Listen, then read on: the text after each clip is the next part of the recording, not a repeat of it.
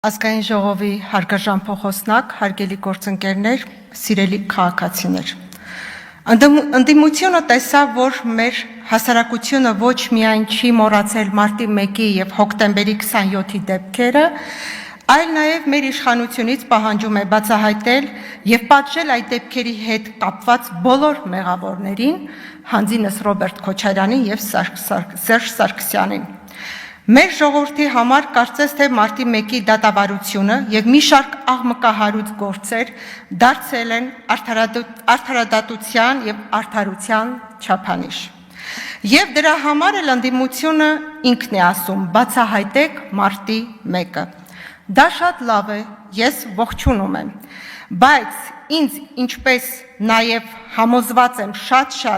շատերի մոտ հարց է առաջանում. Արդյոք նրանք ազնիվ են այս առումով, իմ համոզմամբ ոչ։ Իսկ ինչու իրենց կառավարման տարիներին իրենք չբացահայտեցին մարտի 1-ը, չէ որ այն մեր պատմության ամենաամոթալի էջերից մեկն է, շատ պարզ է։ Սիրելի ժողովուրդ, այդ ժամանակ Սերժ Սարգսյանը երկրի վարչապետ էր եւ բնականաբար ինչ-որ ձև առնչվում էր այդ ամենին։ Երկրորդ եւ երրորդ նախագահները համագործակցում էին, հանցակիցներ էին եւ երկուսն էլ գտնվում էին միևնույն նավի մեջ։ Բացահայտել մարտի 1-ը նշանակում է կրակել սեփական ոտքերի վրա եւ իրենք ամեն ինչ արեցին, որպեսզի այդ դեպքերի քննությունը տանեն փակուղի։ Մինչ բացահայտումից խոսելը, սիրելի ժողովուրդ, պետք է մի կարևոր հանգամանք ընդգծեմ։ Մարտի 1-ի ցերեկվա ժամը 2-ից արդեն քաղաքապետարանի տարածքում վխտում էին իշխանության կողմից ներդրված այսպես կոչված սադրիչներ։ Իսկ ովքեր էին նրանք։ Նրանք քրեաօլիգարխիայի կողմից ստեղծված հատուկ խմբեր էին, բանդաներ, եւ հենց այդ բանդաներն մեր երիտասարդներին տարան կրակի բերան։ Մարտի 1-ից 3 օր անց մարտի 4-ին Սերժ Սարգսյանը հարցազրույց տվեց լրատվականներին ասելով. այն ամենը, ինչ եղել է նկարահանված է պրոֆեսիոնալ տեսախցիկներով եւ խոշորացնենք կտեսնենք, ով ինչ գործողություն է կատարել։ Եվ մենք դա տվել ենք իրավապահ մարմիններին, որ բացահայտեն։ Բացահայտման համար իշխանության կողմից ստեղծվեց ժամանակավոր հանձնաժողով եւ երբ հանձնաժողովը մոտ էր մարտի 1-ի բացահայտմանը եւ արդեն իսկ բացահայտել էր, իշխանությունը անմիջապես ինչ-ինչ պատճառներով լուծարեց այդ հանձնաժողովը։ Սերժ Սարգսյանը այդ ժամանակ քննչական խմբի ղեկավար Վահագն Հարությունյանին հանձնարարություն տվեց, որ շատ արագ բացահայտի մարտի 1-ը, եւ ինչ եղավ, 6 ամիս հետո Վահագն Հարությունյանը զեկուցեց, որ իր մոտ հրավիրել է 600 քաղաքացիներ, հարցաքննել են եւ ոչ մի արդյունք չի ստացել։ Դրանից հետո Սերժ Սարգսյանը Վահագն Հարությունյանին, ով ուներ գնդապետի կոչում, շնորհեց գեներալի կոչում, հավանաբար մարտի 1-ը չբացահայտելու համար։ Եվ հիմա այդ գեներալը Ռուսաստանի Դաշնությունում է եւ հետախուզման մեջ է։ Սիրելի ժողովուրդ, պետք է ասեմ, որ այս մարդիկ ամեն ինչ արեցին, որպեսզի այդ դեպքերի քննությունը տանեն փակուղի։ Փաստեր կոծկեցին, փամփուշտներ փոխեցին, երկրից մարդիկ հեռացան։ Իրեղեն ապացույցներ, օրինակ, արգրավեցին մարտի 1-ին գնդակահարված Գորքլոյանի իրեղեն ապացույց բաճկոնը, արգրավել են քննիչները, սակայն իրական գործի նյութերում այն չկա եւ անհետացել էր։ Այդ ժամանակ անգամ մարտի 1-ից չէին խոսում ու մտածում, անգամ չցավակցեցին զոհվածների ծնողներին, ուր մնաց բացահայտեն։ Եվ ի վերջո նրանք թարմ հետքերով չցանկացան բացահայտել մարտի 1-ը, որովհետև նստել էին այն ճյուղի վրա, որի վրա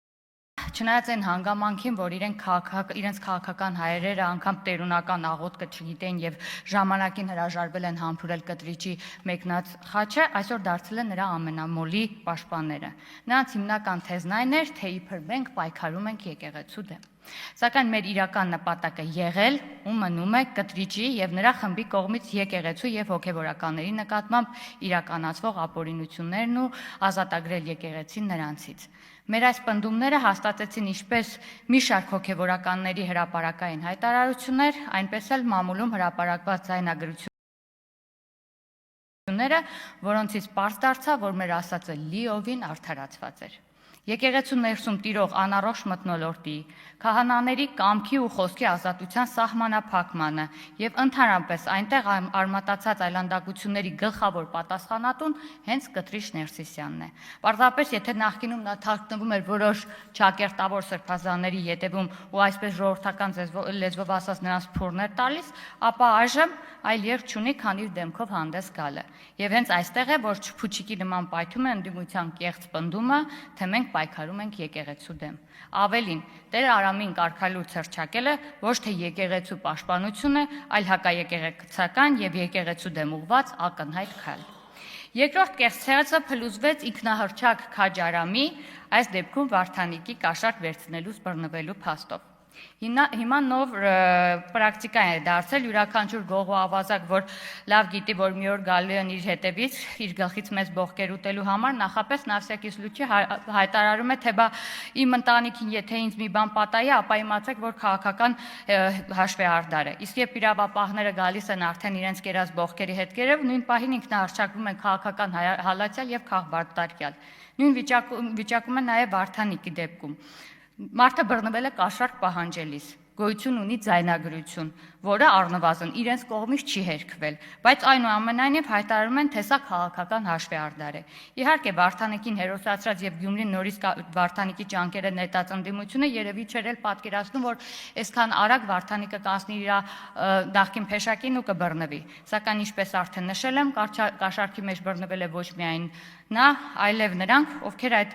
նրան դարձրեցին քաղաքապետ, նաև նշում էին, որ որպես մոդել պայքարելու են հետագայում համապետական ընտրությունների համար։ Կյանքը ապացուցեց, որ ձեր բոլոր մոդելները մի բանի մասիր էին՝ կաշառք, կոռուպցիա, պետության թալան։ Երրորդ ցայնոտը սկսվեց այն պահին, երբ պարզ դարձավ, որ Ադրբեջանը տրամադրում է իր տարածքը Հայաստան եկող բեռների համար, եւ առաջին բեռը լինելու է Հայաստանի համար նախատեսված ղասախական ցորենը։ Այստեղ ջղաձգվելու երկու պատճառ կար։ Առաջինը այն փաստը, որ Հայաստանն աստիճանաբար ապաշրջափակվում է,